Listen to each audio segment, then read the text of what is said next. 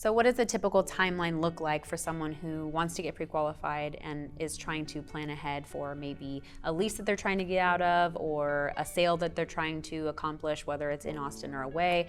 What kind of time does someone need to allow for them to get pre-qualified before they buy a house? Definitely. So I always like to talk about a ton of different timelines in this kind of process. The first one is that application process, right? Like I said, that takes 10 to 15 minutes to complete.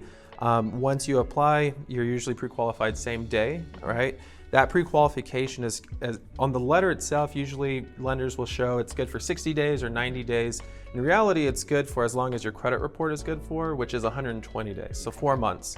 So, taking that into consideration, if you have a 4-month leeway, the goal would be to accomplish everything that you're trying to do during that time frame, meaning you've listed your property for rent, or you've gone under contract on a home, and when you go under contract on a home, from the time that you're under contract to the time that you close, that's usually a 20 to 30 day process, right? So we want to take that into consideration, that at the end of those 30 days, that will happen, that will be completed before that initial 120 days.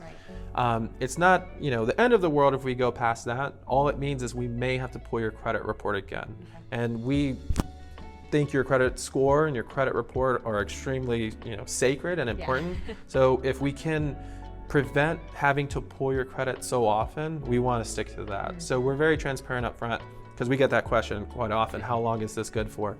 Again, 120 days, if we go past that, which we've done that many times because, especially if we were looking in Central Texas in the last 2 years, some buyers went a very long time right before they went under contract. So try to stick to that, but it's not the end of the world. I mean, getting your credit pulled again, if the process took longer than say 4 months, you're getting another hit to your credit.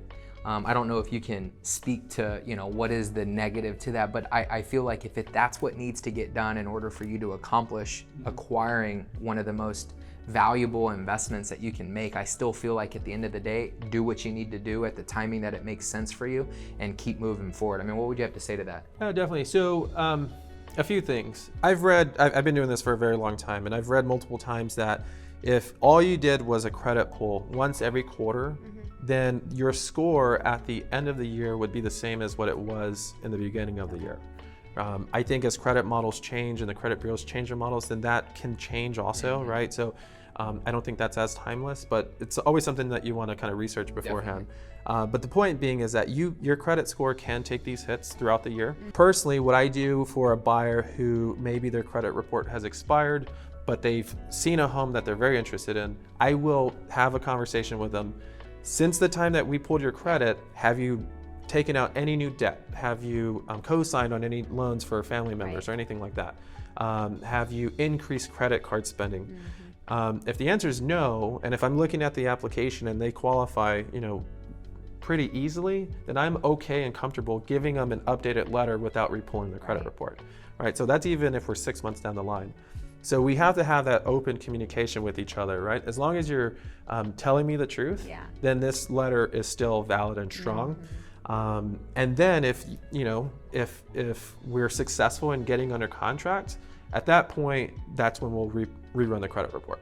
I mean, the value in having somebody like Armando to initially help you with getting pre-qualified, and then as time goes on, as you mentioned, the ongoing communication is going to be extremely important so that you're, as a consumer, you're aware of like what is your purchasing power and what has changed that may have impacted, right, their buying power. If interest rates have changed, if they've accumulated, if they've co-signed or some of the things that you mentioned. Here's my point, is that there's a couple of things, there's a variety of things that can come up at any given time, and a lender will help guide you through that process to make sure that you are spending your time and your money appropriately so that when you do find your dream property, things will go smoothly.